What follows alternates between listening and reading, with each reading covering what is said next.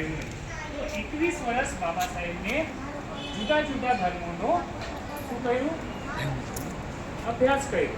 બરોબર? અલગ અલગ કમિટીઓ બનાવ્યા કે તમે ક્રિશ્ચિયન લોકો સાથે વાત કરી લો, મુસલમાન લોકો સાથે વાત કરીએ, શીખ લોકો સાથે વાત કરીએ. બરોબર?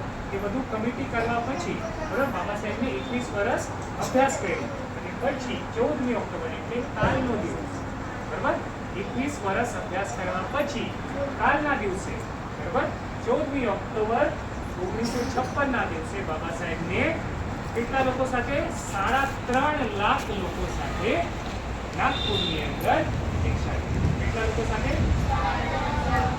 3.5 લાખ. 3.5 લાખ તમે અગર અહીંયા લોકો ભેગા કરો આખા ધરમનગર તમારા માટે મૂકવું પડે બરોબર 3.5 લાખ લોકોની એક જગ્યાએ ભેગા કરવા માટે ધરમનગર એટલા લોકોને ભેગા કરીને બાબા સાહેબને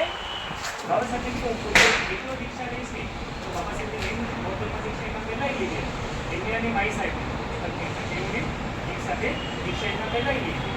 બાબા સાહેબને શું કીધું કે હું